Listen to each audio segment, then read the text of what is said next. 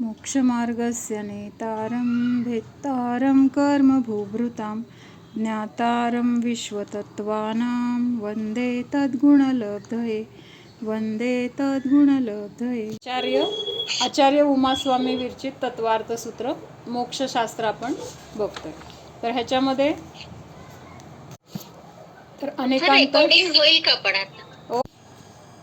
जहाँ सम्यक दर्शन है वहाँ सम्यक ज्ञान और स्वरूपाचरण चारित्र का अंश अभेद रूप होता है. परत ह्या वाक्यावरून क्लिअर झालं की चौथ्या गुणस्थानामध्ये जरी बाहेरून व्रत नियम संयम नाही आहेत, त्या दृष्टीने तिथं त्या जीवाला अविरत म्हटलेलं आहे, असंयमी म्हटलेला आहे, पण स्वतःच्या आत्मस्वरूपाला तिथं जाणलेला आहे. म्हणून त्या अपेक्षेने काय आहे, स्वरूपाचं आचरण आणि त्याद्वारे होणारं जे चारित्र, तर त्याचा अंश तिथं कसा आहे, अभेद सांगितले. अभेद म्हणजे सम्यक दर्शन, सम्यक ज्ञान आणि सम्यक चारित्र हे तिन्ही अभेद आहेत. आपण ह्यांना वेगळं वेगळं समजून घेण्याच्या अपेक्षेने बघतोय. सम्यक दर्शन म्हणजे काय, सम्यक ज्ञान म्हणजे काय, सम्यक चारित्र म्हणजे काय, आपण हे वेगळं वेगळं समजून घेण्यासाठी बघतोय. पण प्रत्यक्षात जीवामध्ये ह्यांचं अस्तित्व कसं आहे, अभेद आहे. एकीकडं ज्ञान आहे, एकीकडं दर्शन आहे, एकीकडं चारित्र आहे, असा भेद तिथं जीवद्रव्यामध्ये नाही. म्हणून इथं काय लिहिले शब्द, जहाँ सम्यक दर्शन है वहाँ सम्यक ज्ञान और स्वरूपाचरण चारित्र का अंश अभेद रूप होता है. म्हणजे त्याच्यामध्ये तिथं फरक नाही किंवा वेगळेपणा नाही. ऊपर कहे अनुसार दर्शन गुण से ज्ञान गुण का पृथकत्व और उन दोनों गुणों से चारित्र गुण का पृथकत्व सिद्ध हुआ. इस प्रकार अनेकांत का स्वरूप हुआ. मग हे अभेद असताना सुद्धा आपण तिथं त्यांच्यामध्ये जे काही प्रत्येकाचं लक्षण वेगळं वेगळं आहे ना, तर त्या लक्षणावरून त्याचं स्वरूप काय आहे. प्रत्येक गुणाचं लक्षण वेगळं आहे. श्रद्धा गुण काय करतो, चारित्र ज्ञान गुण काय करतो आणि चारित्र गुण काय करतो. म्हणजे प्रत्येकाचं काम वेगळं आहे. बरोबर आहे. मला काय सांगायचं लक्षात येते का, जरी ते आत्म्यामध्ये आहेत, अभेद आहेत, तरी सुद्धा तिथं प्रत्येकाचं काय आहे, लक्षण वेगळं आहे. लक्षण वेगळं आहे म्हणजे काय, ज्ञान गुणापासून दर्शन गुण वेगळा आहे, दर्शन गुणापासून चारित्र गुण वेगळा आहे. हे आपल्याला कशाच्या द्वारे कळणार आहे, तर लक्षणाच्या द्वारे. कारण श्रद्धा गुणाचं काम वेगळं आहे, ज्ञान गुणाचं काम वेगळं आहे आणि चारित्र गुणाचं काम वेगळं आहे. म्हणून त्यांच्यामध्ये भेद आहे, तर तो त्यांच्या काय आहे, त्यांच्या स्वरूपावरून तो भेद आहे. असताना अखंड एका द्रव्यामध्येच आहे. म्हणजे आंबा हा एक अखंड द्रव्य आहे. मग त्याच्यामध्ये गंध गुणाचं काम करणारा गुण वेगळा आहे, स्पर्श गुणाचं काम करणारा गुण वेगळा आहे, रसगुणाचं काम करणारा गुण वेगळा आहे. बरोबर आहे. हा फरक तर आपल्याला लक्षात येतोय. आंब्याचा वास कसा आहे, आंब्याची चव कशी आहे, आंबा मऊ आहे का अजून कच्चा असल्यामुळं कडक आहे, हे आपल्याला लक्षात येते की नाही. म्हणजेच त्या गुणामध्ये काय आहे, कुठेतरी फरक आहे एकमेकांपासून. जरी ते एकाच आंब्यामध्ये कसे आहेत, एकरूप आहेत. जिथं गंध आहे तिथंच रस आहे, तिथंच त्याचा स्पर्श गुण आहे. हे सगळं कसं आहे, एकाच क्षेत्रामध्ये असताना सुद्धा त्यांचं त्या गुणांचं लक्षण कसं आहे, वेगळं वेगळं आहे. तसं इथं काय सांगितलंय की सम्यक दर्शन म्हणजे काय आहे, श्रद्धा गुणाची निर्मल पर्याय. मग ही जी श्रद्धा गुणाची निर्मल पर्याय आहे, तर त्याचं स्वरूप सम्यक ज्ञानाची जी ज्ञानरूप पर्याय आहे, तर त्यापासून त्याचं स्वरूप वेगळं आहे. कसं वेगळं आहे, किंवा चारित्र गुणाचं स्वरूप कसं वेगळं आहे, कोण सांगतंय. श्रद्धा गुण काय करतो, श्रद्धा गुणाचं काम काय आहे, श्रद्धान म्हणजे निर्णय करणं, त्याच्यामध्ये अहम स्थापन करणं की हे मी आहे, हे मी नाही, असं तिथं काय आहे श्रद्धा गुणाचं. फक्त त्याच्यामध्ये मीपणा हे काम आहे श्रद्धा गुणाचं. ज्ञान गुणाचं कार्य काय आहे, आता ज्ञान गुणाचं कार्य तर लक्षात येते आपल्याला, जाणणे हे काय आहे, ज्ञान गुणाचं कार्य आहे. चारित्र गुणाचं कार्य काय आहे, आचरण करणं किंवा स्वतःच्या स्वरूपाचा अनुभव घेणं. आचरण म्हणजे काय, भोग घेणं असं म्हटलं तरी चालेल. तर मग श्रद्धा गुण काय करतोय, तर फक्त तिथं हे मी असं तिथं निर्णय केला. म्हणजे जाणणे आणि मानणे हे दोन वेगळ्या वेगळ्या गोष्टी आहेत. लक्षात येतंय. जाणणे हे कुणाचं काम आहे, ज्ञान गुणाचं काम आहे. आणि हे मी आहे असं मानणं कुणाचं काम आहे? श्रद्धा गुणाचं काम आहे. म्हणजे ज्ञान आणि श्रद्धा गुणाचं दोघांचं कार्य वेगळं झालंय, वेगळं आहे, आपण केलं नाहीये वेगळं, त्याचं ते स्वरूपच आहे. श्रद्धा गुणाचं काम नेहमी निर्णय करणं, पक्क हेच आहे असं तिथं श्रद्धान हे काय आहे तर श्रद्धा गुणाचं कार्य. आणि जे काही चालू आहे तर ते जाणत राहणं, जे काही आपल्याला समोर दिसतंय त्याला आपण जाणतोय, तर हे जाणण्याचं फक्त काम कुणाचं आहे? ज्ञान गुणाचं आहे. आणि जे आहे किंवा जे श्रद्धा गुणाने अहम केलेलं आहे तर त्याचा अनुभव घेणं हे चारित्र्य गुणाचं काम आहे. असं हे काय आहे तर एका अखंड जीवद्रव्यामध्ये असलेल्या ह्या अनेक गुणांचं असं प्रत्येकाचं काय आहे? वेगळं वेगळं काय आहे? त्याचं ते स्वरूप, त्याचं लक्षण, त्याचं कार्य हे प्रत्येक कसं आहे? एकमेकापासून वेगळं आहे. एकमेकापासून म्हणजे एका गुणाचं कार्य दुसऱ्या गुणासारखं नाही, किंवा एका गुणाचं कार्य दुसरा गुण करणार नाही. श्रद्धा गुणाचं कार्य ज्ञान गुण करणार नाही, ज्ञान गुणाचं कार्य श्रद्धा गुण करणार नाही. म्हणजे आपलं जे ठरवून दिलेलं आहे तर त्यानुसारच त्यांचं कार्य चालू असतं. मग असं हे प्रत्येकाचं कार्य वेगळं असताना सुद्धा ते एका द्रव्यामध्ये कसे आहेत? अभेद आहेत. आणि हे प्रत्येकाचं स्वरूप समजून घेतलं म्हणजे एका द्रव्यामध्ये अनेक गुण आहेत की नाही, त्यांचे अनेक धर्म आहेत की नाही. श्रद्धा गुणाचा धर्म काय आहे? निर्णय करणं. ज्ञान गुणाचा धर्म काय आहे? जाणणं.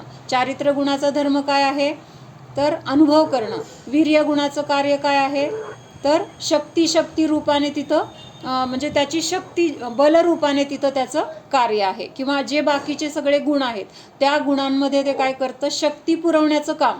किंवा त्या वीर्य गुणामुळं बाकीचे गुण पण काय करतात?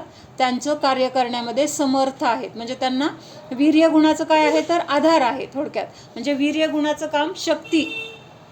म्हणजे असं काय आहे तर प्रत्येक गुणाचं काय आहे? कार्य हे वेगळं वेगळं आहे. आणि ते कार्य वेगळं वेगळं असताना सुद्धा ते अखंड एका द्रव्यामध्ये अभेद रूपाने राहतात. म्हणजे असं हे आपण काय बघितलं? त्या द्रव्याचं अनेकांत स्वरूप बघितलं. लक्षात येतंय? त्या द्रव्याचं अनेकांत स्वरूप कशाला म्हटलंय? त्या द्रव्यामध्ये अनेक गुण आहेत, अस्थिर रूपाने पण आहेत, नास्तिक रूपाने पण आहेत. प्रत्येकाचं लक्षण वेगळं आहे, प्रत्येकाचं कार्य वेगळं आहे, त्यांचं परिणमन वेगळं आहे. ह्या अपेक्षेने तिथं भेद करून आपण त्यांना जाणण्यासाठी, बरं का, आपण भेद केले म्हणजे प्रत्यक्षात भेद करू शकत नाही, पण कुठल्या गुणाचं कार्य काय आहे, कुठल्या गुणाला कसं ओळखायचं हे आपल्याला ह्याच्यावरून समजण्यासाठी आपण तिथं काय करतोय? भेद करून त्यांना जाणतोय. मग अशा प्रकाराने ह्या द्रव्याचं अनेकांत स्वरूप सांगितलं. लक्षात आलं सगळ्यांना? सांगितलंय यह भेद पर्यायार्थिक नय से है, द्रव्य अखंड है, इसलिए द्रव्यार्थिक नय से सभी गुण अभेद अखंड है ऐसा समजना चाहिए. जिथं भेद करतो ना आपण, भेद केला की तिथं काय झाला? व्यवहार झाला. व्यवहार म्हणजे तिथं पर्यायाकडून बघतोय आपण, म्हणून तिथं काय आहे? पर्यायार्थिक नय म्हटलं जाईल. भेद केला की तिथं पर्यायार्थिक नय किंवा व्यवहार. अभेदसो निश्चय आणि भेदसो व्यवहार हे वाक्य लक्षात ठेवायचं. मग आपण एका द्रव्यामध्ये ज्ञान गुण, दर्शन गुण, चारित्र्य गुण, वीर्य गुण असे त्या गुणांना भेद करून जाणतोय. ज्ञान गुण कसा आहे, कुठला आहे, श्रद्धा गुण कसा आहे, त्याचं कार्य काय आहे हे आपण भेद करून जाणतोय. म्हणून तिथं काय म्हटलंय? पर्यायार्थिक नयाने हे भेद आहेत. पण द्रव्य कसं आहे? द्रव्य अखंड आहे, अभेद आहे. म्हणून तिथं द्रव्याला काय म्हटलेलं आहे? द्रव्यार्थिक नयाने हे सगळे द्रव्य किंवा त्या द्रव्यामध्ये असलेले गुण हे अभेद आहेत, अखंड आहेत, त्यांच्यामध्ये कधीही भेद होणार नाही. म्हणजे प्रत्यक्षात भेद आपण करू शकणार नाही. जसं एका लाडूचे आपण 4 तुकडे केले, भेद केला, तसं त्या द्रव्याचे आपण गुण वेगळे करू शकणार नाही. फक्त समजून घेण्यासाठी आपण हे काय केलेलं आहे? ते भेद रूपाने आपण जाणतोय. पुढं आहे 105 नंबर पान. दर्शन, श्रद्धा, ज्ञान, चारित्र इन 3 गुणों की अभेद दृष्टि से निश्चय सम्यक दर्शन की व्याख्या. अखंड प्रतिभा समय अनंत विज्ञान घन परमात्म स्वरूप समय सारखा जब आत्मा अनुभव करता है उसी समय आत्मा सम्यक रूप से दिखाई देता है, अर्थात श्रद्धा की जाती है. दिखाई देता है म्हणजे आपल्याला डोळ्यांना एखादी वस्तू दिसते तसा आत्मा दिसणार नाही. दिखाई देता है ह्या शब्दाचा अर्थ इथं काय घ्यायचा? अनुभवात येतो, जाणला जातो, आत्म्याचं अस्तित्व आपल्या पकडीत येतं. तर त्या अपेक्षेने इथं दिखाई देता है असं म्हटलेलं आहे. मग अखंड प्रतिभासमय म्हणजे काय? हा आत्मा कसा आहे? अखंड आहे, अभेद आहे. आणि त्याच्यामध्ये प्रतिभा काय आहे? प्रतिभा म्हणजे विशेष ज्ञान. तर हे ज्ञान म्हणजे त्या जीवाचं किंवा त्या द्रव्याचं संपत्ती म्हणा किंवा त्याचा ज्ञान स्वभाव असा हा आत्मा, ज्ञानस्वरूपी आत्मा कसा आहे? अनंत आहे, विज्ञान घन आहे. विज्ञान म्हणजे काय? विशेष ज्ञानाने सहित किंवा विशेष ज्ञानाने बनलेला. किंवा घन म्हणजे काय? तिथं सगळं ज्ञानच ज्ञान इतकं आहे की घनिष्ठ संबंध आपण कसं म्हणतो? आमचे घनिष्ठ संबंध आहेत. घनिष्ठचा अर्थ काय होतो? अगदी गाढ, म्हणजे तिथं कुठंही नात्यामध्ये कमतरता नाहीये कुठल्या गोष्टीमुळे. हा, अगदी जवळचं, म्हणजे असं म्हणायचं की कुठेही त्याच्यामध्ये म्हणजे कमतरता नाहीये त्या नात्यामध्ये, इतकं घनिष्ठ म्हणजे एकरूप असल्यासारखं. म्हणजे असा हा आत्मा कसा आहे? विशेष ज्ञानाने घनरूप. घनरूप म्हणजे परिपूर्ण आहे, म्हणजे ते ज्ञान त्याच्यामध्ये इतकं असं संपूर्ण आहे किंवा विशेष रूपाने, म्हणजे केवल ज्ञान स्वरूप. विशेष ज्ञान म्हणजे काय? केवल ज्ञान, म्हणजे सर्वसाधारण नाहीये. तर ते ज्ञान सुद्धा कसं आहे? विशेष आहे. तर त्याला म्हटलंय विज्ञान घन. परमात्म स्वरूप समय सारखा जब आत्मा अनुभव करता है, म्हणजे अशा ह्या गुणांचं वर्णन केलंय पहिल्यांदा. हे गुण कुणाचे आहेत? आता इथं काय काय म्हटलंय? अखंड, प्रतिभा संपन्न, अनंत, विज्ञान घन, परमात्म स्वरूप. हा, माझं आहे. आत्म्याचं सुद्धा नाही म्हणायचं, हे माझ्या गुणांचं वर्णन आहे.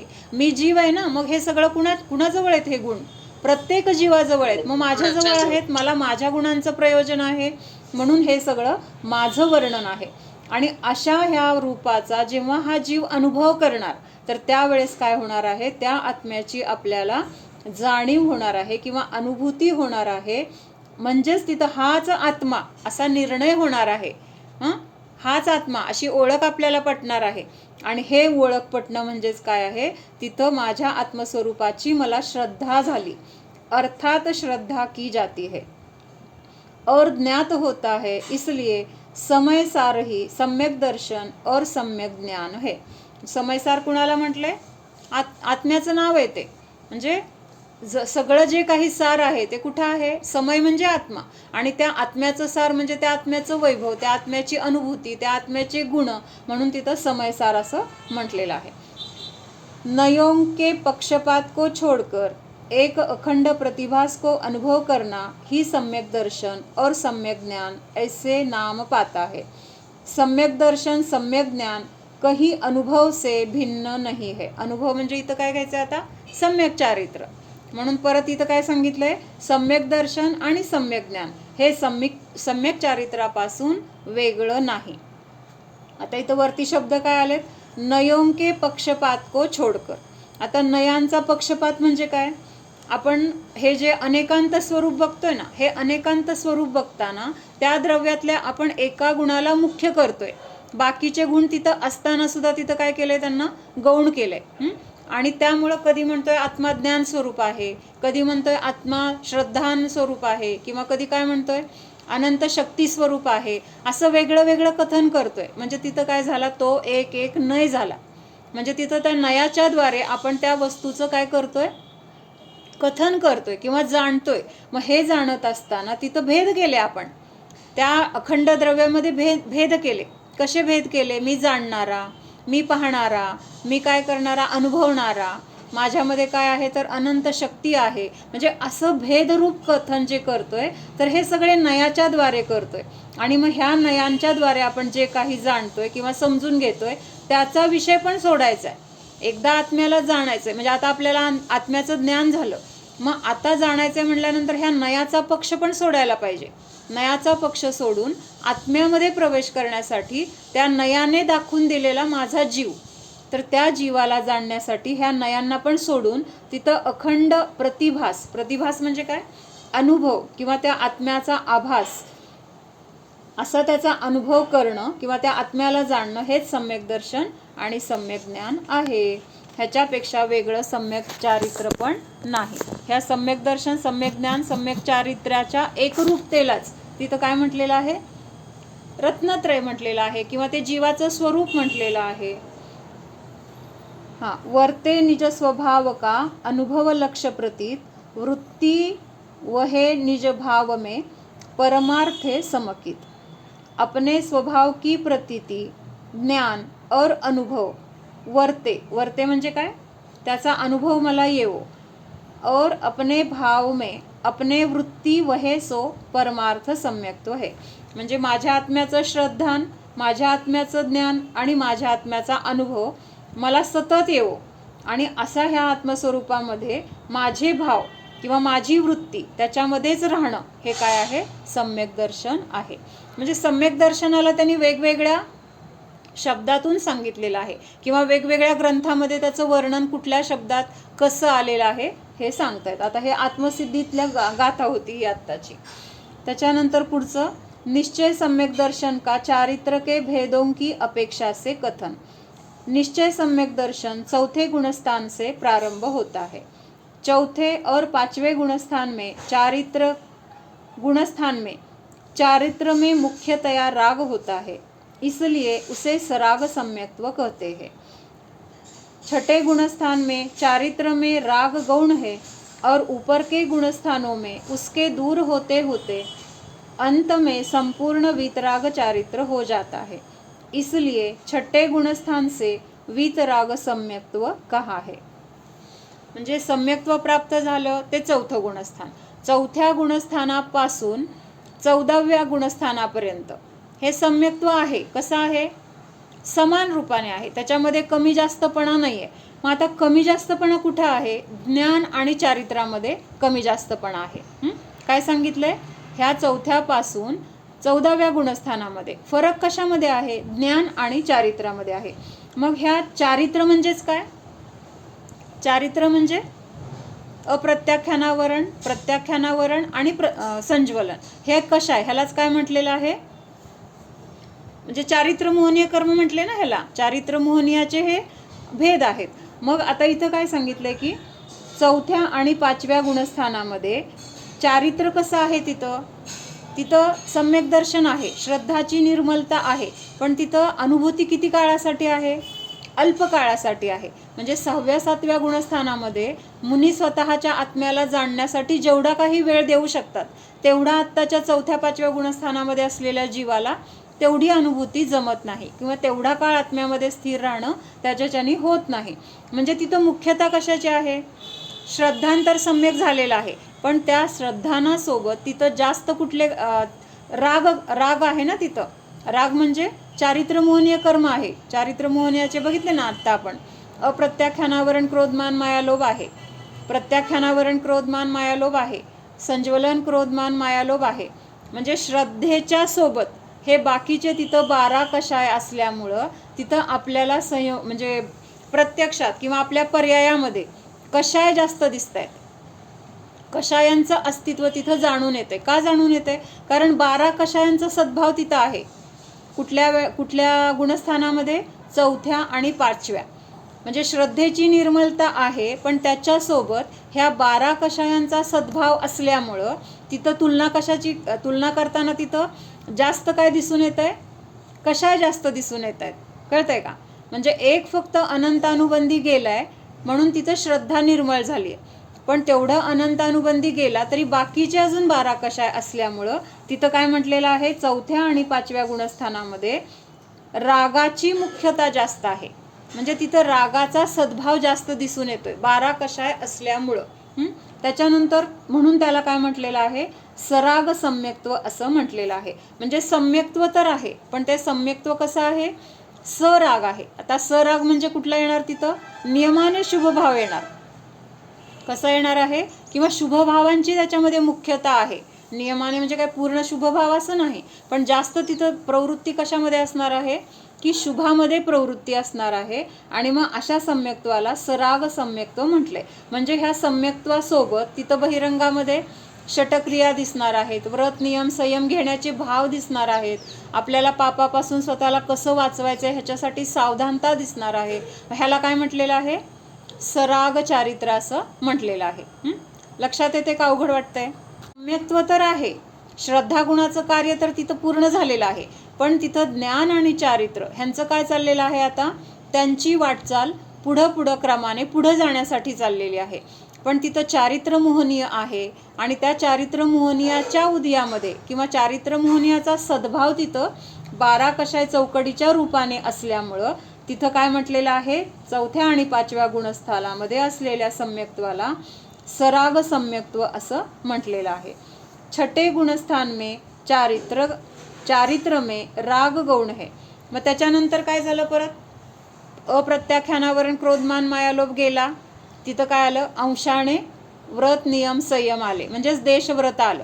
त्याच्यानंतर परत काय झालं, प्रत्याख्यानावरण क्रोधमान मायालोभ नष्ट झाला.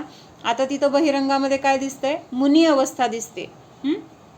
आता 12 कषाय चौकडीचा नाश झालेला आहे. काय झालेलं आहे आता, म्हणजे पहिल्या ह्याच्यात आपण बघितलं चौथ्या गुणस्थानात 4 कषाय गेले होते, 5व्या गुणस्थानात 8 कषाय गेले आणि 6व्या 7व्या म्हणजे 6व्यामध्ये काय आहेत, आता तिथं 12 कषाय गेलेले आहेत. आता तिथं काय राहिलंय, आता तिथं फक्त संज्वलन क्रोधमान मायालोभ राहिलंय. मग आता तिथं मुख्यतः कशाची आहे, वितरागता जास्त आहे का सरागता जास्त आहे? वितरागता जास्त आहे. का जास्त आहे वितरागता, तर आता हे बाकीचे अप्रत्याख्यानावरण आणि प्रत्याख्यानावरण क्रोधमान मायालोभ नष्ट झालेले आहेत आणि ते नष्ट झाल्यामुळं त्यांच्या सद्भावामध्ये असलेली कषाय प्रवृत्ती ती नष्ट झाली आणि तिथं काय आहे, त्या अपेक्षेने तिथं वितरागता प्रकट झालेली आहे. म्हणजे आता समजा 16 कषाय आहेत, तर 16 मधले पहिल्यांदा 4 गेले, म्हणजे आपण त्याचे 4 भाग करूया. समजा आता 4 भाग केले, तर पहिल्या भागात काय गेलं, अनंतानुबंधी गेलं. दुसऱ्या भागात काय गेलं, अप्रत्याख्यानावरण गेलं, म्हणजे अर्ध गेलं, अर्ध राहिलं. परत काय झालं, प्रत्याख्यानावरण पण गेलं. आता तिथं काय झालं, 75% गेलंय आणि राहिले किती आता, 25%. आणि संज्वलन कशा आहेत, तर अगदी मंद कषाय म्हटले ह्या बाकीच्या 3 कषायाच्या मानाने किंवा तुलनेमध्ये. म्हणून तिथं आता मुख्यता कशाची आहे, तर वीतरागतेची मुख्यता आहे. म्हणून 6व्या गुणस्थानामध्ये राग गौण आहे. गौण म्हणजे किरकोळ राहिलाय. आता संज्वलन हे काय आहे, किरकोळ राहिलंय, जे गेले ना त्याच्या मानाने राहिलेलं आता किरकोळ आहे. पाण्यावरची रेष म्हणजे ती असून असं आहे म्हणेपर्यंत काय होते, लगेच नष्ट होते. और ऊपर के गुणस्थानों में उसके दूर होते होते अंत में संपूर्ण वीतराग चारित्र हो जाता है, इसलिए छठे गुणस्थान से वीतराग सम्यक्त्व कहा है. म्हणजे तिथं पहिल्यांदा काय म्हटलं होतं, अनंतानुबंधी गेलं तर तिथं राग होता ना, म्हणून त्याला सराग सम्यक्त्व म्हटलंय. आणि आता 6व्या गुणस्थानापासून काय झालेलं आहे, फक्त संज्वलन क्रोधमान मायालोभ राहिले, बाकीचे 12 कषाय नष्ट झालेले आहेत आणि त्यामुळे तिथं आता वितरागतेचं काय आहे, तिथं वितरागता जास्त प्रकट झालेली आहे किंवा वितरागतेचा सद्भाव जास्त आहे कषायाच्या तुलनेमध्ये. म्हणून 6व्या गुणस्थानापासून काय म्हटलेलं आहे, वीतराग सम्यक्त्व असं म्हटलेलं आहे. निश्चय सम्यक दर्शन के संबंध में प्रश्न उत्तर. मिथ्यात्व और अनंतानुबंधी के निमित्त से होने वाले विपरीत अभिनिवेश से रहित जो श्रद्धा है सो निश्चय सम्यक्त्व है या व्यवहार सम्यक्त्व है. आता काय सांगितलंय, व्यवहार सम्यक्त्व कशाला म्हटलं होतं सांगा, व्यवहार सम्यक्त्व कशाला म्हटलं होतं? 7 तत्व 6 द्रव्य यांच्यावरती श्रद्धा. बरोबर. हा बरोबर. म्हणजे तिथं बहिरंगातून हे दिसतंय की देवशास्त्र गुरूंवर श्रद्धा नाही, 7 तत्वांवर श्रद्धा नाही, तर त्यावेळेस अशा जीवाला काय म्हटलेलं आहे, व्यवहार सम्यक दर्शन. मग आता प्रश्न त्यांनी काय विचारलाय, मिथ्यात्व आणि अनंतानुबंधी के निमित्त से होने वाले विपरीत अभिनिवेश से रहित. म्हणजे आता मिथ्यात्व आणि अनंतानुबंधीचा काय झालाय, तिथं नाश झालाय.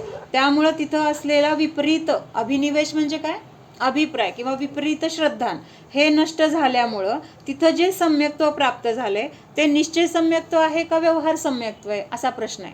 आता सांगा काय असेल उत्तर. आता अंतरंगातलं झालंय ना, अंतरंगात परिणती झाली आहे. काय झालेलं आहे, अनंतानुबंधी क्रोधमान मायालोभ नष्ट झाले, मिथ्यात्व नष्ट झाले, म्हणजे दर्शन मोहनीय कर्म नष्ट झाले. आणि दर्शन मोहनीय कर्म नष्ट झालंय म्हणजेच तिथं काय आहे, आत्म्याचा अनुभव आहे. आपला निश्चय झाला ना, म्हणजे म्हणजे आत्म्याचा तिथं अनुभव आहे. त्यामुळे तिथं काय आहे, तर ते निश्चय सम्यक्त्व है. वह निश्चय सम्यक्त्व है, व्यवहार नहीं है. का नाही हे कळलं पाहिजे बरं का. बहिरंगातून देवशास्त्र गुरु किंवा 7 तत्व ह्याच्यावर श्रद्धान ते व्यवहार सम्यक दर्शन. आणि अंतरंगामध्ये ह्या कर्मामध्ये उलटापालट झाली आहे. काय झालंय कर्मामध्ये? आता दर्शन मोहनीय कर्म नष्ट झाले. दर्शन मोहनीय कर्म नष्ट झालं म्हणजेच तिथं मिथ्यात्व गेलंय, अनंतानुबंधी पण गेलेलं आहे. आणि त्यामुळं तिथं काय झालेलं आहे, एक वीतरागता प्रकट झाली, तेवढी तिथं आंशिक शुद्धी झालेली आहे. श्रद्धा गुणाची निर्मल पर्याय तिथं उत्पन्न झालेली आहे. म्हणून त्याला काय म्हटलेलं आहे, निश्चय सम्यक दर्शन असं म्हटलेलं आहे. हां, पंचास्तिकाय में उसे व्यवहार सम्यक्त्व कहा है, असं एक शंका आहे. नहीं, उसमें इस प्रकार शब्द है, मिथ्यात्वोदय जनित विपरीताभिनिवेश रहितम श्रद्धानम. यहाँ श्रद्धान कहकर श्रद्धान की पहचान कराई गई है, किंतु उसे व्यवहार सम्यक्त्व नहीं कहा. म्यूट करा. व्यवहार और निश्चय सम्यक्त्व की व्याख्या, ठीक आहे, पुढच्या ह्याच्यात सांगितलंय. अध्यात्म कमल मार्तंड की 7वीं गाथा में उसे व्यवहार सम्यक्त्व कहा है. या ठीक, क्या यह ठीक है? नहीं, वहाँ निश्चय सम्यक्त्व की व्याख्या है. द्रव्य कर्म के उपशम क्षय इत्यादि के निमित्त से सम्यक्त्व उत्पन्न होता है. म्हणजे जेव्हा आपल्याला सम्यक दर्शन होतं असं म्हटलं जातं, तर त्यावेळेस तिथं कर्माची कुठली अवस्था असते? एकतर कर्माचा उपशम असेल, कर्माचा क्षय असेल किंवा कर्माचा क्षयोपशम असेल. हे आपण बघितलंय, लक्षात आहे ना. दर्शन मोहनीय कर्म दबलं गेलं, त्याला काय म्हणायचं? दर्शन मोहनीयाचा उपशम झाला. किंवा ते दर्शन मोहनीय कर्म नष्ट झालं तर तिथं काय म्हणणार? कर्माचा क्षय झाला.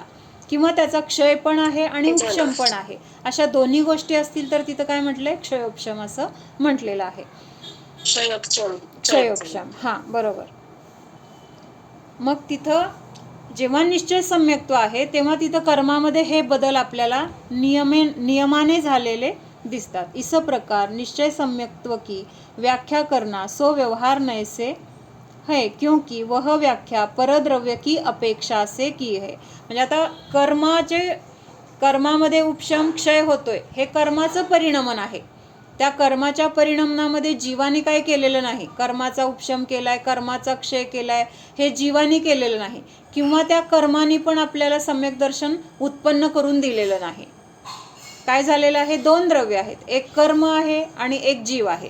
कर्माचं परिणमन कर्मामध्ये आहे, जीवाचं परिणमन जीवामध्ये आहे.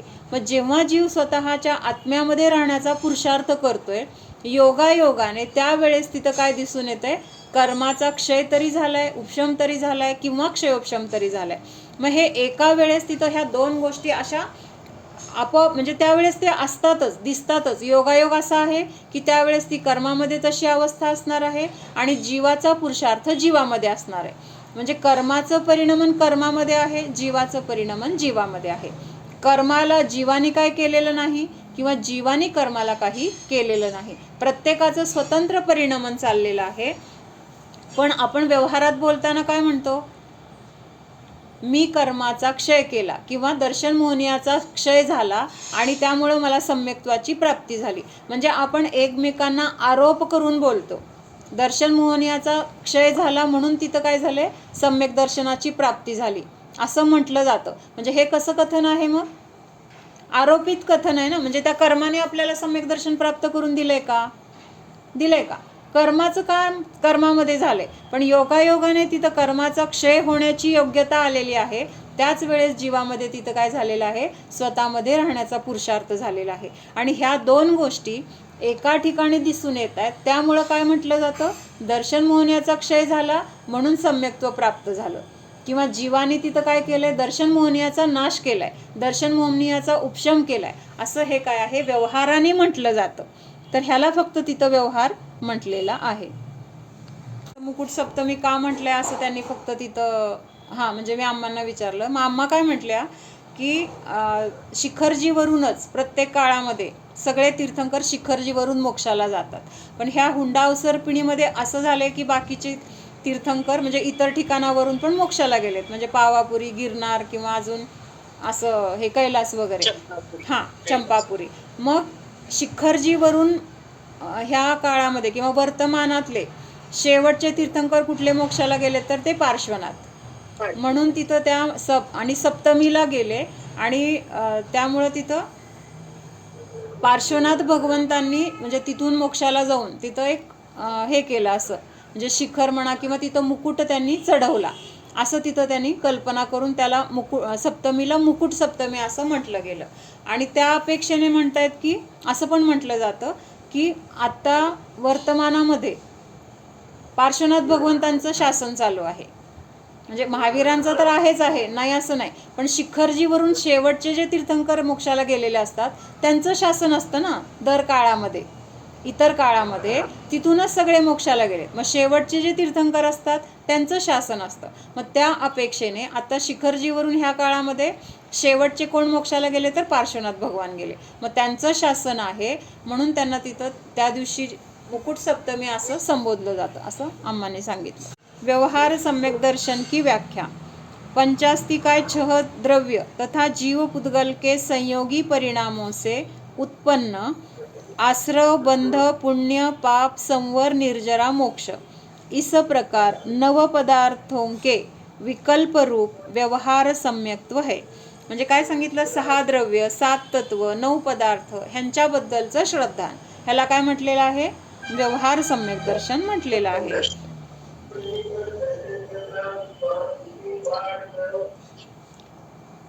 हाँ, जीव अजीव आश्रव बंध संवर निर्जरा मोक्ष इन 7 तत्वों की ज्यों की त्यों अटल श्रद्धा करना सो व्यवहार सम्यक दर्शन है. क्या व्यवहार सम्यक दर्शन निश्चय सम्यक दर्शन का साधक है. म्हणजे आता व्यवहार सम्यक दर्शन वेगळं आहे आणि निश्चय सम्यक दर्शन वेगळं आहे, हे तर लक्षात आलं आपल्याला. बहिरंगातून जे दिसतंय ते व्यवहार म्हणजे 7 तत्व देवशास्त्र गुरु यांच्या संबंधी, आणि अंतरंगातून आत्म्याची अनुभूती हे निश्चय. मग आता इथं प्रश्न काय विचारलाय की व्यवहार सम्यक दर्शन निश्चय सम्यक दर्शन प्राप्त करून देण्यासाठी साधक आहे का. साधक म्हणजे आपल्याला मिळवून देणारं आहे का. प्रथम जब निश्चय सम्यक दर्शन प्रकट होता है तब विकल्प रूप व्यवहार सम्यक दर्शन का अभाव होता है. म्हणजे जेव्हा आपल्याला स्वतःच्या आत्म्याची अनुभूती होते तेव्हा हे जे बाहेरचे विकल्प आहेत देवशास्त्र गुरु संबंधी 7 तत्वासंबंधी, तर हे सगळे विकल्प तिथं काय झाले, तिथं थांबले गेले. म्हणजे त्या विकल्पांचा तिथं काय झाला, अभाव झाला ज्या वेळेस आपण आपल्या आत्म्यामध्ये आहोत. इसलिए वह व्यवहार सम्यक दर्शन वास्तव में निश्चय सम्यक दर्शन का साधक नहीं है, तथापि उसे भूत नैगम नय से साधक कहा जाता है. अर्थात पहले जो व्यवहार सम्यक दर्शन था वह निश्चय सम्यक दर्शन के प्रकट होते समय अभाव रूप होता है. आता नैगमने आपण काय बघितला होता, तर त्याच्यामध्ये जेवढं काही आहे आणि नाही सगळं त्यांनी काय केलं होतं, गोळा केलं होतं. मग आता इथं काय सांगितलंय की भूत नैगम नयाने किंवा नैगम नयाने ह्या व्यवहार सम्यक दर्शनाला निश्चय सम्यक दर्शन प्रकट होण्यासाठी कारण आहे असं तिथं त्या नयाच्या द्वारे म्हटलं जातं. कारण तो नय काय करतोय, सगळ्यांनाच घेतोय जवळ किंवा सगळ्यांना संग्रह करून घेतोय. त्यामुळे त्या व्यवहार सम्यक दर्शनाला निश्चय सम्यक दर्शनाचं कारण किंवा साधक आहे असं तिथं सांगितलंय. पुढं, इसलिए जब उसका अभाव होता है तब पूर्व की सविकल्प श्रद्धा को व्यवहार सम्यक दर्शन कहा जाता है. इस प्रकार व्यवहार सम्यक दर्शन निश्चय सम्यक दर्शन का कारण नहीं किंतु उसका अभाव कारण है. म्हणजे जेव्हा आपण हे 7 तत्व देवशास्त्र गुरु ह्यांना समजून त्यांचं खरं स्वरूप समजून त्याच्याबद्दल आपल्याला श्रद्धान उत्पन्न होते आणि त्या श्रद्धानाच्या द्वारे त्यांनी दाखवून दिलेला माझा शुद्धात्मा माझा जीव, ह्या जीवाला आपण विषय करून त्या जीवामध्ये राहण्याचा पुरुषार्थ करतोय, तर त्यावेळेस तिथं काय होतंय, मग ह्या विकल्पांचा अभाव झाला. राहिले का तिथं आता देवशास्त्र गुरूंचे विकल्प, मला पूजा करायची आहे, मला भक्ती करायची आहे, मला काय अजून दुसरं षटक्रिया करायच्या आहेत, हा विकल्प नाही आहे तिथं. आता काय आहे, एक आत्म्यामध्ये राहण्यासाठी तिथं प्रयत्न आहे. त्यामुळं ह्याचा अभाव म्हणजे ते विकल्प थांबले गेले आणि ते विकल्प थांबले गेले म्हणजेच त्यांचा अभाव झाला आणि ह्या अभावालाच तिथं काय म्हटलेलं आहे, निश्चय सम्यक दर्शन असं म्हटलेलं आहे. व्यवहाराभास सम्यक दर्शन को कभी व्यवहार सम्यक दर्शन भी कहते हैं. आता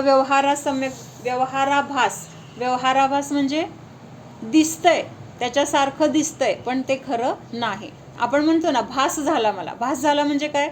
प्रत्यक्षात तर तिथं ती गोष्ट नाही आहे, पण आपल्याला वाटते की असल्यासारखं, म्हणजे ते भास झाला. तसं हे व्यवहाराभास सम्यक दर्शन, कभी व्यवहार सम्यक दर्शन, ह्याला पण कधी कधी काय म्हणतायत की व्यवहार सम्यक दर्शन आहे असं बोललं जातं, असं सांगतायत. द्रव्यलिंगी मुनि को आत्मज्ञान शून्य, आगम ज्ञान, तत्वार्थ श्रद्धान और संयम भाव की एकता भी कार्यकारी नहीं है. द्रव्यलिंगी मुनी कोणाला म्हटलंय? ज्यांना सम्यक दर्शन तर नाही, पण बाहेरून महाव्रतांना त्यांनी अंगीकार केले. नुसतं महाव्रताला अंगीकार केले असं नाही, नुसतं दीक्षा घेतली असं नाही, तर ते जे काही महाव्रताचे जे नियम आहेत, त्यांची चर्या कशी करायला पाहिजे ते कसं करतायत? काटेकोरपणे, म्हणजे कुठंही त्याच्यामध्ये चूक नाही आहे. म्हणजे त्याच्याबद्दल त्यांना खूप काय आहे? महत्त्व आहे की हे करायचं नसतं किंवा हे असंच झालं पाहिजे, म्हणजे इतकं काटेकोरपणे ते करतायत तिथं.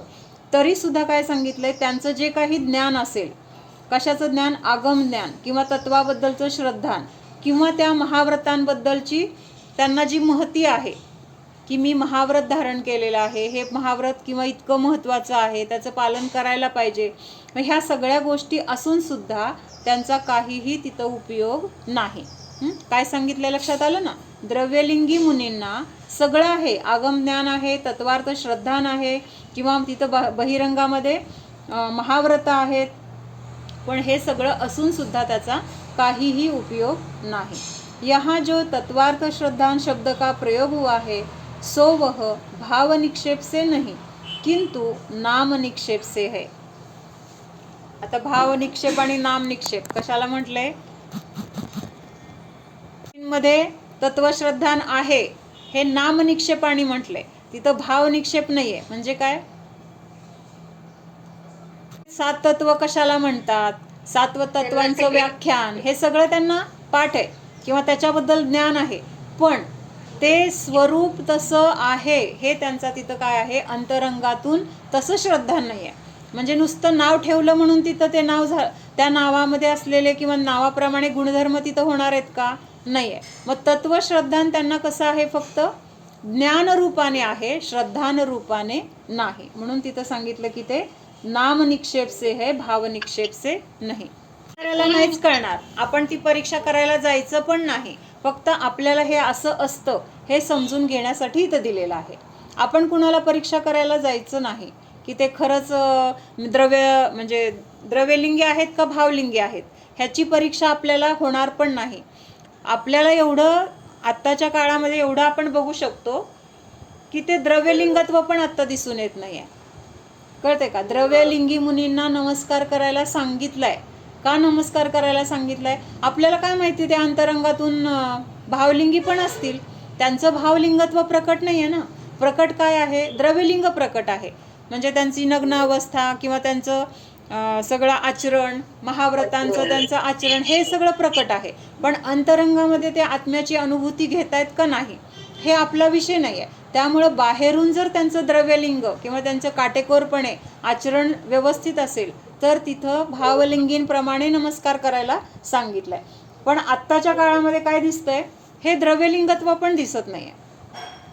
द्रव्यलिंगत्व म्हणजे कळतंय ना तृप्ती?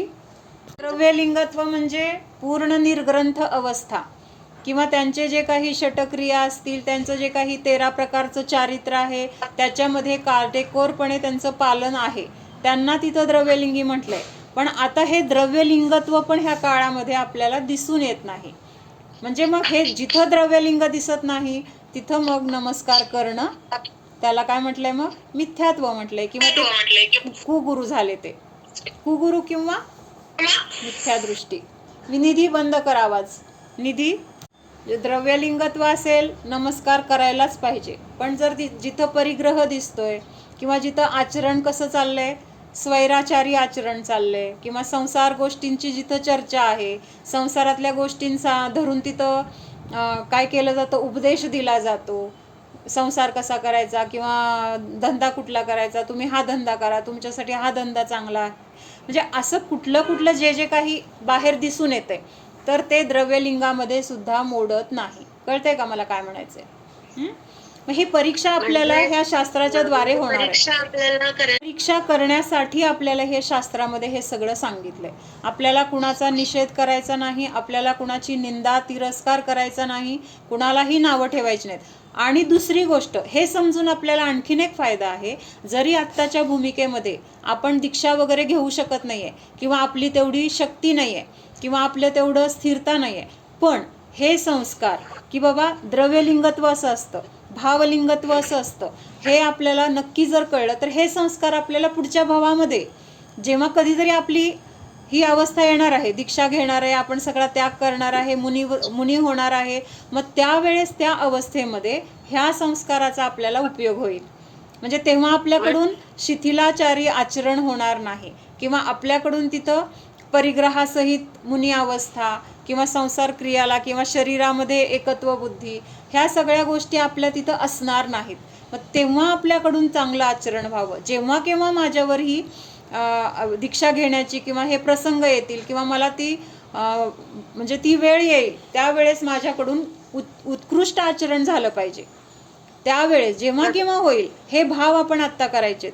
आत्ताच्या भूमिकेमध्ये मी कुठं दीक्षा घेणार आहे, मग मला काय करायचं आहे असा विषय नाही आहे किंवा दुसऱ्यासाठी पण नाही आहे. मी जेव्हा त्या स्टेजला पोहोचेन किंवा तेवढी शक्ती माझ्यामध्ये येईल, तेवढी माझ्यामध्ये काय तयार होईल, माझी काय म्हणायचं त्याला किंवा योग्यता ते जेव्हा येईल त्यावेळेस आपल्याला काय करायचं सगळं आपल्या स्वतःसाठी आहे हे बघायचंय. आपल्याला दुसऱ्याचं काय हे करायचं नाही. आणि परीक्षा केल्यानंतर हे पण होतंच की आपल्याकडून मग आपोआप जे कोणी असे वेशधारी असतील किंवा असं खरं धर्माचं आचरण ज्यांच्याकडून होत नाही, जे परिग्रहधारी आहेत, खाण्यामध्ये आसक्त आहेत, खाण्याची आसक्तीसुद्धा खूप दिसून येते. फ्रीजमधलं चालतं किंवा आईस्क्रीम चालतं, म्हणजे हे काय काय आहे, हे रसनेंद्रियाचं पोषण आहे की नाही. बरोबर. हां, शांतीसागर महाराजांनी एकदा, आता ते षटरस वगैरे पालन करत होते, मग कधीतरी त्यांनी 6ही रसांचा त्याग केला असेल, काय असं काहीतरी झालं असेल. तो त्याग त्यांचा किती ठराविक काही दिवसांसाठी वगैरे त्यांनी केला असेल, 2 दिवस 4 दिवस किंवा जे काही असेल 8 दिवस. नंतर काय झालं, लोकांना असं वाटलं की महाराजांचा हा त्याग कायमचाच आहे. मग जवळजवळ त्यांना 2 वर्ष का 4 वर्ष फक्त डाळ आणि रोटली, काय देत होते, फक्त डाळ आणि रोटली, दूध नाही किंवा बाकीचं काय नाही, किंवा दशमी वगैरे पण नाही, भात आणि डाळ देत होते, भात आणि डाळ देत होते. दूध भात हा जे काय असेल ते. म्हणजे मग काही लोकांनी नंतर विचारलं की 2 वर्ष वगैरे झाल्यानंतर, महाराज तुम्ही हे एवढंच का घेताय, म्हणजे बाकीचं सगळं काय खाण्यामध्ये काय दोष आहे का, असं विचारलं. तर महाराज म्हटले, आम्हाला जे देणार ते आम्ही घेणार. म्हणजे तुम्ही 2 वर्ष मला देत नाही, मग त्यांनी संकेत करू शकले असते ना की मला हेच का देताय, मला हे पण चालतं, किंवा जवळच्या लोकांना सांगून करू शकले असते. पण त्यांनी काय, त्यांचं काय भाव आहे, ह्या पोटाचा खड्डा फक्त मला भरायचा आहे, मग जे माझ्या हातात येईल त्याच्याने भरायचं आहे, मग तुम्ही जे द्याल ते मी खाणार. मग त्या लोकांनी विचारलं, म्हणजे तुम्हाला त्याग नाही आहे महाराज. नाही म्हटले, तुम्ही जे देणार ते मी घेणार, असं म्हणून त्यांनी तो विषय तिथं संपला. दुसऱ्या दिवशी आहाराला गेल्यानंतर सगळं, मग काय काय गव्हाचे पदार्थ किंवा रोटली भाकरी सगळं, तरी पण त्यांनी घेतलं नाही. काय झालं, तरी पण त्यांनी पहिल्या दिवशी म्हणजे अगोदर जसं घेत होते दूध म्हणजे भात वगैरे तेवढंच घेतलं. मग आता त्यावेळेस तर काय बोलता येत नाही. मग दुपारी परत श्रावक गेले त्यांच्याकडे, म्हटले महाराज तुम्ही काल चालतं म्हटलं सगळं, आणि मग आज का घेतलं नाही. मग महाराजांनी विचारलं, पीठ कधी दळलं होतं, काय विचारलं, पीठ कधी दळलं होतं. मग त्यांनी सांगितलं, पहाटे 3 वाजता उठून आम्ही पीठ दळलं. मग चालेल का, पहाटे 3 वाजता दळलेलं का नाही चालणार. म्हणजे किती जीवांची हिंसा, म्हणजे किती बारीक विचार, हे आचरण आहे. म्हणजे कुठंही त्यांना रसनेंद्रियाची आसक्ती होती का, किंवा किती त्याच्याबद्दल ते निस्पृह होते. म्हणजे असं नाही की बाबा आता चला एवढी वर्ष मिळालं नाही मला, आज देताय तर आता घ्या, असं नाही आहे. त्याच्यात पण त्यांनी परीक्षा केली. मग ते म्हटले की बाबा असं रात्री वगैरे केलेलं त्याच्यामध्ये किती दोष आहेत, किती हिंसा आहे. आपण रात्री का जेवत नाही, का तर हिंसा होते, जीवांचं तिथं विराधना होते. आणि मग ते रात्री दळून तेच खायचं, म्हणजे पण तिथं काय झालं, मग सगळे ते दोष झाले. म्हणजे इतकं व्यवस्थित त्यांचं आचरण होतं, कळतंय का? मग हे आचरण असं आता कुठं दिसून येतंय? परवाचं तुम्हाला मी व्हिडिओ पाठवला होता ग्रुपवर, ऐकला का? म्हणजे बघितला का, ऐकलं का सगळ्यांनी? एक जण आले होते इथं दीक्षा घ्यायला, दीक्षा घेणार होते ते, आणि त्यांना संबोधन केलं माताजींनी. आवर्जून मी मेसेज पण टाकला होता, नक्की वाचा. तर त्याच्यामध्ये आम्हांनी हेच सांगितलंय, बाहेर जे चाललेलं आहे तो धर्म नाही आहे, की नक्की धर्म काय आहे. तर तिथं ऐकलं का? हां, परिग्रह वगैरे असेल तर तिथं त्याला दीक्षा म्हणत नाहीत. म्हणजे चष्मा जरी असेल तरी तो परिग्रह झाला, हे वाक्य त्यांनी त्याच्यामध्ये आवर्जून सांगितलेलं आहे. किंवा गाडीत बसून प्रवास चालणार नाही. गाडीत बसण्याचा त्याग कधी होतो? 8व्या प्रतिमेमध्ये. प्रतिमा म्हणते मी, गुणस्थान नाही बरं का. प्रतिमा वेगळ्या आहेत आणि गुणस्थान वेगळे आहेत. प्रतिमा ह्या श्रावकाच्या आहेत. मग ह्या 8व्या प्रतिमेमध्ये कुठली आहे 8वी प्रतिमा? आरंभत्याग. आरंभत्याग म्हणजे ज्या गोष्टीच्या द्वारे हिंसा होणार ती गोष्ट ते करणार नाहीत, असा आरंभत्याग. मग प्रवास करतो तेव्हा हिंसा होणार का नाही? गाडीत बसून प्रवास केला, हिंसा होणार का नाही? म्हणजे 8व्या प्रतिमेमध्येच तिथं गाडीचा त्याग झाला, हे आम्हांनी सांगितलं तिथं. आणि आत्ताचं काय आहे? क्षुल्लक असतील, ऐलक असतील, सर्रास गाडीतून प्रवास दिसतो. किंवा आता निर्ग्रंथ मुनी पण ते तसल्या दुचाकीवरून वगैरे जाताना दिसतात. मग हे सगळं काय आहे? तर पूर्णपणे चुकीचं आहे. मग आपल्याला हे समजून घ्यायचं की काय योग्य आहे आणि काय अयोग्य आहे. कुणी अयोग्य केलं आपल्याला ते बघायचं कारण नाही, फक्त परीक्षा करून मग माझे गुरु कसे असले पाहिजेत?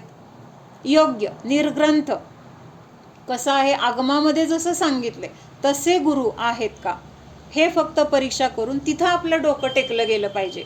आपलं डोकं म्हणजे असं एक उत्कृष्ट अंग आहे, कुठंही टेकवण्यासाठी नाही आहे ते, कळतंय का? की काही दिसलं डोकं टेकवा. काही सागर महाराज चष्मा लावत होते की. कोण? तरुण सागर. तरुण सागर महाराज चष्मा लावत होते. जे जे चष्मा लावतात सगळ्यांनाच चष्मा आहे, बऱ्याच महाराजांना. आत्ता आहे म्हणजे पूर्वीच्यांना जर डोळे तपासले असते तर त्यांना पण लागला असता चष्मा, कळतंय का? त्यांना पण काय म्हणायचंय ते, आणि त्यांच्या तोंडून पण ऐकते की तुमचे महाराज खूप छान. मग चांगलंय की काय चांगलं आहे. हे चांगलं प्रबोधन करत असतील तर हेच लक्षात घ्यायचंय की हे फक्त ज्ञान झालं.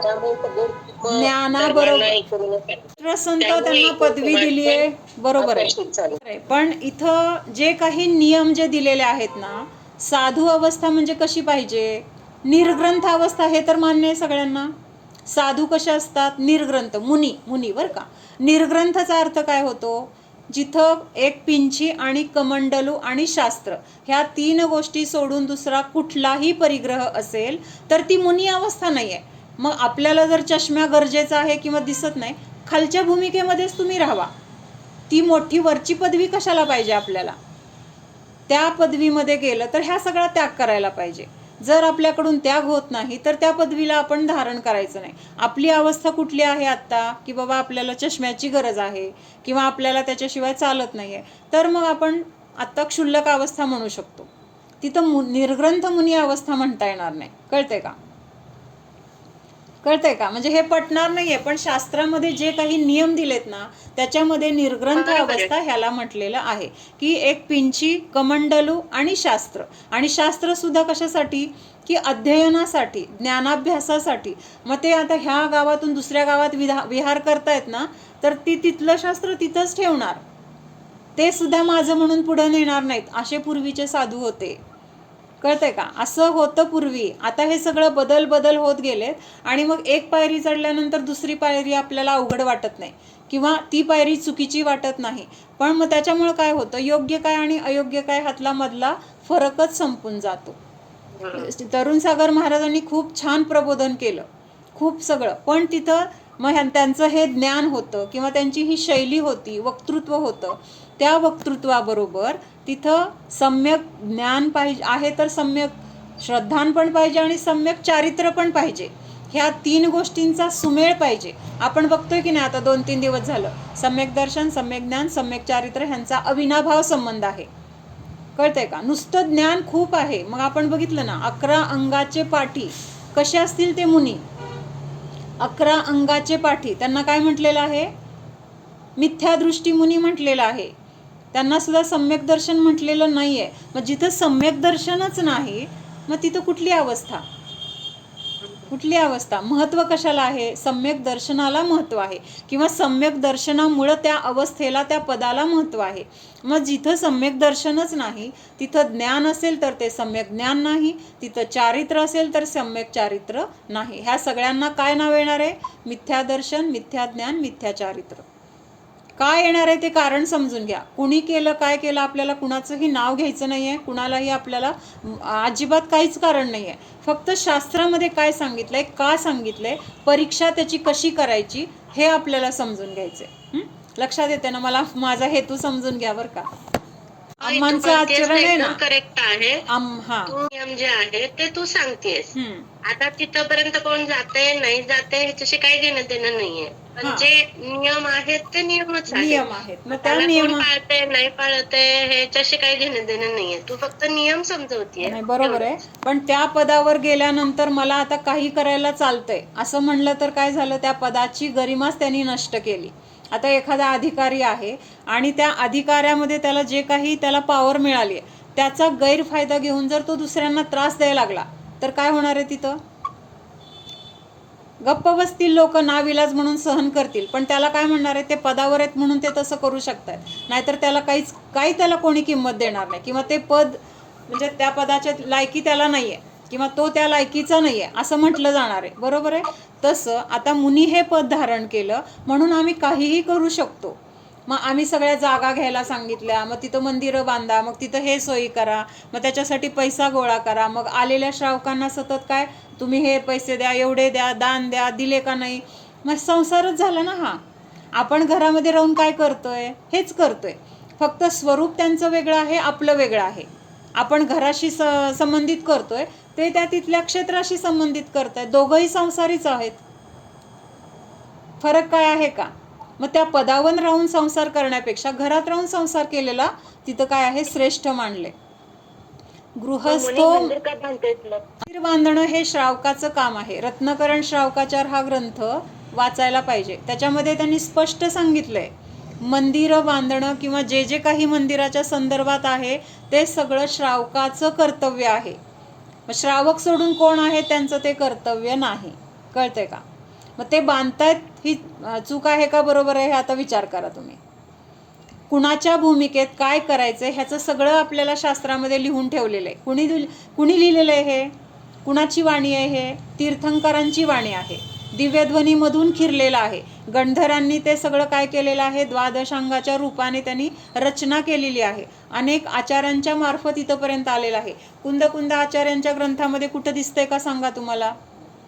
मंदिर बांधा किंवा असं करा, तिथं तुम्ही धर्मशाळा बांधा, तिथं तुम्ही सगळ्या ह्या अशा एवढ्या मूर्त्या तिथं स्थापन करा. कुठं आहे? कुठंच नाही आहे. तुम्ही अजून अभ्यास करून बघा. आपल्याला जेव्हा अशी दृष्टी येते ना, परीक्षा करण्याची दृष्टी, तेव्हा आपल्याला खरं दिसतं की नक्की आहे काय, नक्की आपण समजतोय काय, हे आपल्याला तोपर्यंत कळत नाही. असं झालं का पर्यंत वाढत गेलं, त्यांना साथ देणाऱ्या लोकांचा अभ्यास नव्हता म्हणून सरळ आहे. किती जण अभ्यास करतायत? आपण आजूबाजूला आपलंच बघा, दुसऱ्याचं काय. आपण किती अभ्यास करतोय? तेवढ्या अभ्यासाने आपल्याला काय ज्ञान होणार आहे? आपली ग्रंथ किती आहेत, किती त्याची सगळी म्हणजे प्रकाशन आहेत, किंवा कुठल्या कुठल्या 4 अनुयोगांचे किती ग्रंथ आहेत, हे जर सगळे वाचलं ना आपल्याला, अक्षरशः आपल्याला वाटेल की सगळं काय हे पंचम काळ कसला काळ आहे, किंवा किती आजूबाजूला सगळं अंधाधुंदी चाललेली आहे. आत्ता आपण चाललंय ना, आपल्यालाच ज्ञान नाही आहे, त्यामुळे कोण काय करतंय त्याला आपण बरोबर म्हणतोय. म्हणजे चूक आपली आहे. आपल्याला परीक्षा करण्याची तेवढी दृष्टी नाही आहे, तेवढं ज्ञान नाही आहे, समजून घेण्याची आपल्याला इच्छा नाही आहे. म्हणून परीक्षा करण्यासाठी अभ्यास केला पाहिजे. अभ्यास केल्यानंतर आपल्याला लगेच कळणार आहे काय चूक आहे आणि काय बरोबर आहे. त्याच्यासाठी करणारे पण सगळे करतो, कुणाला काय करायचं करू दे, चुकीचं तर करणार नाहीत. आणि दुसरी गोष्ट, चुकीच्या मार्गाला ते जाणार नाहीत. 2 फायदे आहेत. त्यांच्याकडून चुकीचं केलं जाणार नाही आणि ते स्वतः योग्य मार्गाला गेल्यामुळे त्यांचं नुकसान होणार नाही. बाकीच्या हे बघ, प्रत्येकाला शेवटी काय असतं? आपला स्वार्थ असतो की नाही? शेवटी आपण काय म्हणतो, मी कुठं पुरणार आहे, माझी एक लिमिट आहे, मर्यादा आहे. मग त्या लिमिटमध्ये राहून आपल्या घरापुरतं जरी आपण आपलं घर सुधारलं, केवढं मोठं आहे माहिती का हे? आपल्या घरातली 4 लोक जरी आपल्या निमित्तात बदलली गेली किंवा त्यांना खरा धर्म कळाला, खूप मोठी गोष्ट आहे. कारण ती परंपरा तशीच चालू राहिली तर कितीतरी पिढ्या सुधारतील असं आहे. आणि असं प्रत्येकाने जर विचार केला तर समाज सुधारायला वेळ लागणार नाही. पण असं कोण करेल, कोण करणारच नाही, असं हे विचार आपण नाही करायचे. आपण आपल्यापुरतं बघायचं. तेवढं जर मला कळलं तर मी स्वतः त्या चुकीच्या मार्गातून बाजूला झाले. मला बघून काही बदलले तर ते गोष्ट वेगळी आणखीन, आणि मी स्वतः तसल्या गोष्टी माझ्याकडून होणार नाहीत. असं सगळं आहे. त्यामुळं आपण काय करायचं, आपल्यासाठी अगोदर आपल्याला हे शिकायचं आहे. आपण इतके शहाणे नाही आहे की आपण दुसऱ्याला काय करायचं आहे. फक्त परीक्षा, जगामध्ये काय चाललंय, कसं असलं पाहिजे, म्हणून हे पंचम काळ काय आहे माहिती का, सगळ्या पापांची भरती जास्तीत जास्त कशी होणार आहे ना, त्याच्यासाठी सगळं इथं अनुकूलता आहे. कशासाठी? पाप जास्तीत जास्त गोळा कसं होईल ह्याच्यासाठी सगळं आजूबाजूचं हे चाललेलं आहे. म्हणजे आत्ता आपल्याला खूप सहज वाटतंय हे की काय म्हणजे धर्मच करताय, धर्मक्षेत्रामध्येच चाललंय. पण ज्या क्षणी आपलं हे होणार आहे ना, हा भव संपणार आहे आणि ह्या मिथ्या गोष्टींना किंवा चुकीच्या गोष्टींना, कुदेव, कुगुरु, कुशास्त्र किंवा गृहीत मिथ्यात्व, ह्याला आपण जी अनुमोदना देऊन किंवा त्याला चांगलं म्हणून, त्याला धर्म मानून आपल्याकडनं जे जे पाप झाले ना, त्याचे फळं आपल्याला इतकी दुःखदायक भोगायला मिळणार आहेत, ते आत्ता नाही कळणार आहे आपल्याला. म्हणून सावध आत्ता व्हायचे. तेव्हाचं तेव्हा बघू म्हटलं तर तेव्हा रिझल्ट हातात आलेला आहे. त्या गतीमध्ये आपण गेलोय, तिर्यंच झालोय, नरकात गेलोय. लौकिकातही आपल्याला पराधीनता नको असते. म्हणजे कुणाच्या अधीन मला राहायचे म्हटलं तर मी का दुसऱ्याच्या अधीन राहू असं वाटतं. कुणी मला जर सारख्या सूचना करत असेल, नाही, मी माझं स्वतंत्र आहे, मला माझं कळतं, म्हणजे तिथं आपल्याला पराधीनता नको आहे. सर्वात मोठे बंधन मोहाचे आहे, म्हणून आपण दुःखी आहोत. दुःख नको असेल तर अनादिकाळापासून आपला जो निर्मोह स्वभाव आहे त्याला आपण दुर्लक्षित केलेलं आहे. तर त्याला जाणा. त्याला जाणलं की काय होणार आहे, सगळं दुःख नष्ट होणार आहे. प्रभूंच्या दर्शनाने उत्कृष्ट संतोषाची प्राप्ती होते. संतोष म्हणजे काय? समाधान, आनंद, शांती जे आहे त्याच्यात आपण सुखी राहतो, त्याला संतोष म्हटलंय. उत्कृष्ट संतोषाची प्राप्ती झाली, मग अन्य इंद्रादी पदाची देखील मला आता इच्छा राहिली नाही. एक प्रभू दर्शनाने मला एवढा आनंद मिळालाय ना, मला आता ते स्वर्गातलं इंद्रपद, ते राजेपद, चक्रवर्तीपद, कशाची मला इच्छा राहिलेली नाही. प्रभू किती शांत आहेत, मी किती चंचल आहे. मंदिरात गेल्यानंतर असे प्रयोग करतो का आपण? करायला पाहिजेत. म्हणजे हे खूप छान आहे. प्रभूंकडे असं निरखत बसायचंय. काय आपण दर्शन पाठच म्हणला पाहिजे किंवा आपण रोज जे काही स्तुती म्हणतो तीच म्हणली तर दर्शन झालं असं नाही. थोडंसं आपलं मन त्याच्यामध्ये कसं गुंतल ह्याच्यासाठी प्रयत्न करायला पाहिजे. मग प्रभू कसे शांत आहेत, मी किती अशांत आहे. प्रभू किती स्थिर आहेत, मी किती चंचल आहे. माझ्या मनामध्ये किती विकल्प आहेत. प्रभू कसे निर्विकल्प आहेत. म्हणजे असं सगळं तिथं चिंतन केलं पाहिजे. प्रभू स्वतःमध्ये लीन आहेत आणि मी परद्रव्यामध्ये लीन आहे. कुठं लीन आहोत आपण? परद्रव्यामध्ये. मग मला पण प्रभू काय सांगतायत की बाबा असं डोळे झाकलेत म्हणजे ते स्वतःकडे बघतायत, म्हणजे ते सांगतायत तू पण तुझ्या स्वतःच्या जीवाकडे बघ, असं मला प्रभू सांगतायत. त्याच्यानंतर आज एक गोष्ट सांगितली अम्मांनी, तेवढीच सांगते की बरं ठीक आहे, वाचते. संसाराचे भोग विषण्णता देणारे आहेत. सांगते त्या गोष्टीपर्यंत जाण्यासाठी हे वाचते. तरीही पुन्हा पुन्हा ह्या संसाराच्या भोगांना भोगण्याची इच्छा आहे, तेच आपल्या दुःखाचं कारण आहे. चक्रवर्ती संपदा इंद्र सरीके भोग, काक बीट समगिनत है सम्यक दृष्टी लोग. काय सांगितलंय? चक्रवर्तीची संपदा किंवा इंद्राचे स्वर्गातले भोग सम्यक दृष्टीच्या अपेक्षेने ह्याला काय वाटतं ते सगळं? तर काकबीट. काकबीट म्हणजे काय? कावळ्याची शी. कावळ्याची शी कशी आपण त्याला काय आणून ठेवतो का घरामध्ये? त्याचं काय आपल्याला महत्त्व आहे का? म्हणजे किती त्याचा आपल्याला घाण वाटते. मग ह्या काकबीट समती चक्रवर्तीची संपदा किंवा इंद्राचे भोग आहेत असं कुणाला वाटतं? सम्यक दृष्टीला वाटतं. म्हणजे त्याची त्याला इच्छा अपेक्षा तर नाही, तर उलट ते नको असे तिथं भाव असतात. एका समयाची निज परिणती पराची आसक्ती नष्ट करते. संयोग, संयोगातील द्रव्य, जीव यांची काहीही चूक नाही. आपल्यासाठी खूप महत्त्वाचं आहे. संयोग, संयोगातील द्रव्य, जीव यांची काहीही चूक नाही, त्यांचा काहीही दोष नाही, दोष माझाच आहे. त्यामुळं त्यांना दोष द्यायचा नाही, त्यांच्याकडं चुकीच्या दृष्टीने पाहायचं नाही, तर ही चूक माझी आहे हे स्वीकारून स्वतःकडे पहा. शरीराचा पुद्गलाचा धर्म पुरणगलन आहे हे जाणले तर कोणाबद्दल राग, द्वेष, शत्रुत्व, तिरस्कार, निंदा होणार नाही. मैनासुंदरीने पूर्वभवामध्ये काय केलं होतं, तर पूर्वभवामध्ये श्रीपाल राजा एक राजा आहे आणि मैनासुंदरी त्याची राणी आहे. मग त्या भवामध्ये ही धार्मिक असते राणी आणि ती काय करते, राजाला पण धर्माबद्दल सारखं प्रोत्साहन देत असते. मग तिथं गावामध्ये मुनी असतात, मग त्या मुनींकडे जाऊन काही व्रत वगैरे घ्यायला सांगते राजाला. पण राजा अंतरंगातून कसा आहे, त्याला धर्माचा अजिबात आवड नाही आहे. फक्त आता राणी सांगती म्हणून बळनी तो घेतोय, पण बळनी नियम घेतले तरी त्या नियमांना पण तो पालन करत नाही आहे किंवा त्याचं आचरण पण चांगलं नाही आहे. धर्माची तो काय करतोय, निंदा नालस्ती करतोय, मुनींना नावं ठेवतोय, त्यांची विराधना करतोय. हे सगळं काय चालू आहे, राणीच्या पाठीमागं त्याचं हे सगळं चालू असतं आणि खूप दिवस राणीला हे माहीतच नाही आहे.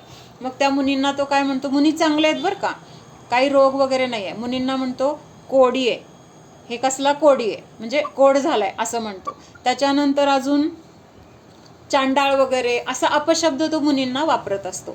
आणि खूप दिवसांनी राणीला काय होतं, ही गोष्ट कळते की राजा असं मुनींची विराधना वगैरे करतोय किंवा इतकं वाईट वागतोय आणि मला कसं माहीत नाही आहे, ह्याचं तिला वाईट वाटलं.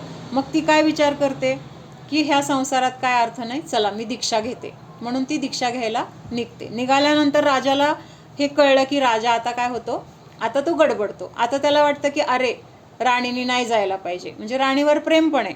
मग तिला तो खूप असं मनवतो, क्षमा मागतो, प्रतिक्रमण तो म्हणतो तिला मी क्षमा मागतो मुनींची पण, मी प्रतिक्रमण करतो, पश्चाताप करतो वगैरे असं सगळं म्हणतो. आणि मग तिथं मुनींकडे जातात वगैरे, प्रतिक्रमण पश्चाताप वगैरे होतो, सगळं झालं सगळं. मग पुढच्या जन्मी काय झालेलं आहे की आता ही मैनासुंदरी आहे आणि श्रीपाल राजा.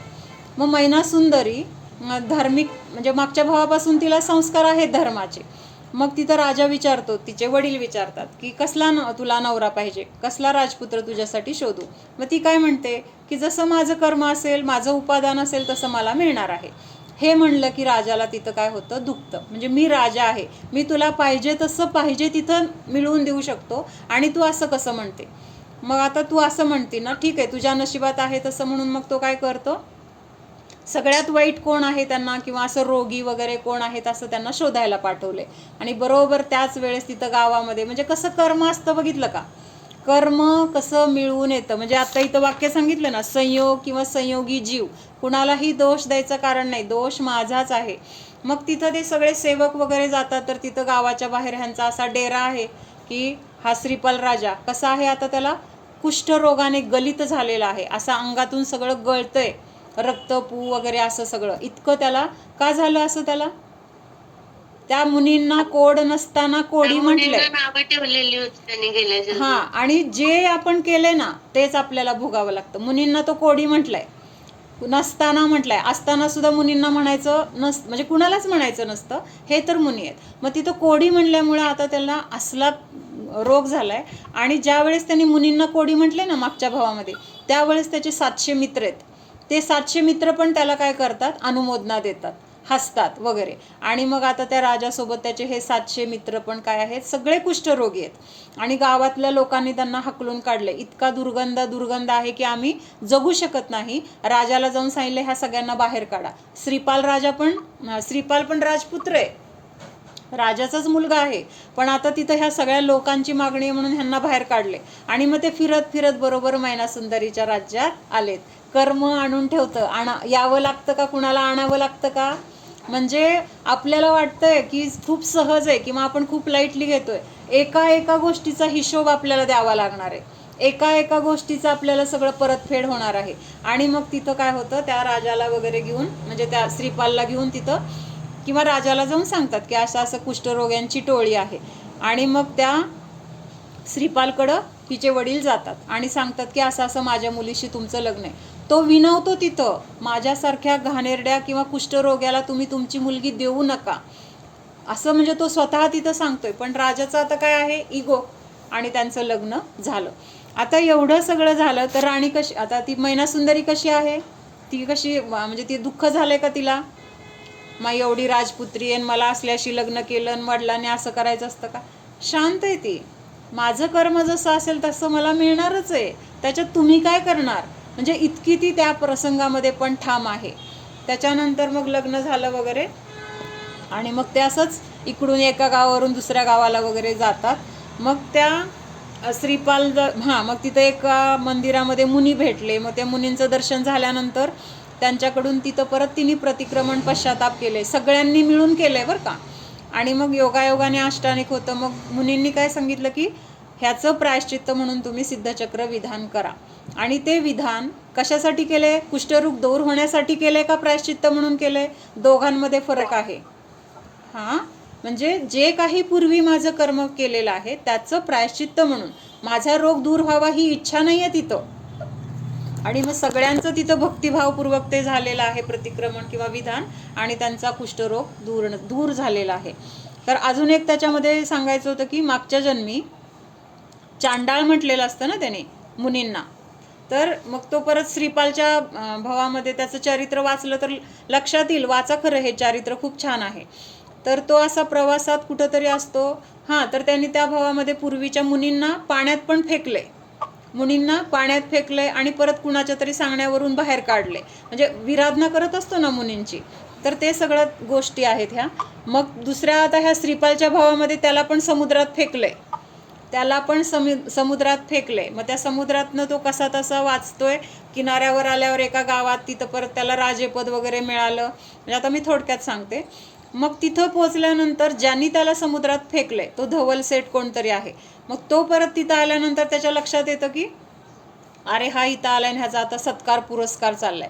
मग ते राजाच्या नजरेमध्ये ह्या श्रीपालला कमी करण्यासाठी किंवा त्याची तिथली जे काही त्याला मान वगैरे मिळालाय तो नष्ट करण्यासाठी तो काय करतो, अरे हा चांडाळ, तू म्हणजे माझा मुलगा तू, मी आपण चांडाळाच्या ह्याच्यातले वंशातले वगैरे, म्हणजे त्याला तिथं तो चांडाळ आहे हे त्यांनी दाखवलं.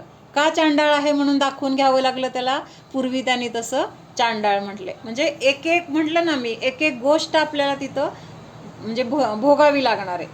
तर असं सगळं मग तिथं तिच्या त्या विशुद्धीने किंवा सगळ्यांच्या विशुद्धीने त्यांचा तो कुष्ठरोग वगैरे दूर झालेला आहे.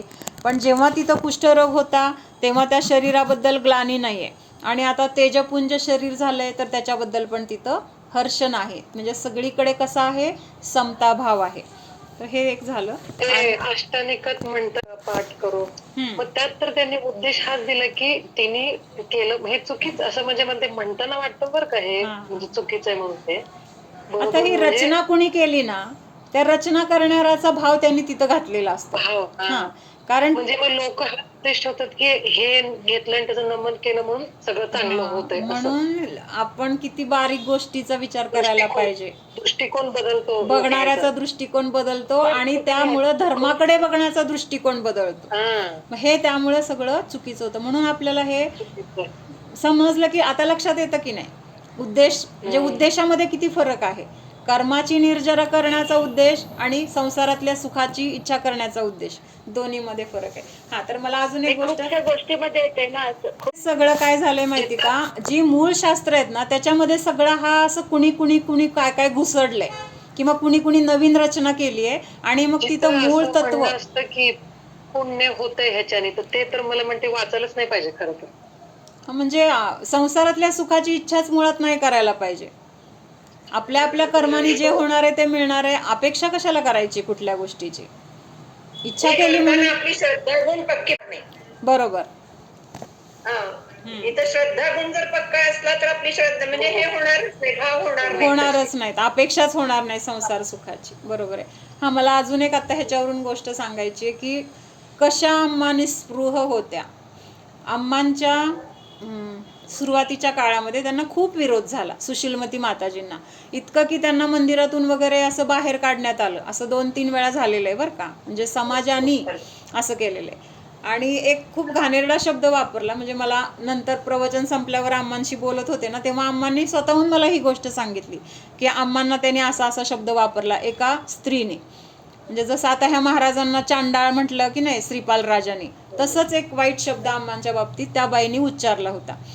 तर अम्मा मला ह्याचं मला आश्चर्य वाटलं की आम्हा म्हटल्या की त्या बाईला नंतर आम्ही खूप वेळा काय केलं की निरोप दिला. हा 1 मिनिट, हा 1 मिनिट एवढं सांगते मग बोल. काय निरोप दिला, परत त्यांना आम्ही खूप वेळा बोलवलं की प्रतिक्रमण करा तुम्ही, असं म्हणलं. ह्याचं प्रतिक्रमण म्हणजे त्यांना वाईट वाटलंय हा भाव नाहीये, पण ते प्रतिक्रमण जर नाही केलं तर ते शब्द उच्चारल्यामुळं किंवा निंदा केल्यामुळं. मावशी काय ग? अगं काहीच ऐकू येत नाही, का कुणाचं चालू आहे? होय का, 1 मिनिट बघते. येते की, ऐकायला येते. येत आहे ना? कुणाचं म्यूट? सगळ्यांचे म्यूट आहेत. तिथं म्हणजे मला ही खूप गोष्ट म्हणजे छान वाटली बरं का. म्हणजे त्यांना त्या शिवी दिली म्हणा किंवा वाईट म्हणले ह्याचं काहीच नाही आहे. त्यांना वाईट कशाचं वाटते, त्या जीवाला पुढच्या भावामध्ये जाऊन काय काय दुःख भोगावं लागेल जर त्यांनी प्रतिक्रमण नाही केलं तर त्याचं त्यांना किती फळ मिळेल ह्याचं. मग आम्हा मला म्हटलं, आम्ही खूप वेळा त्यांना निरोप दिला पण त्या आल्याच नाहीत. त्यांना आता त्याचं फळ काय काय भोगावं लागेल. म्हणजे मुनी म्हणजे आता ते मुनी अवस्थेत तर नाही आहेत, पण त्यांचं आचरण आहे ना आर्यिकेच्या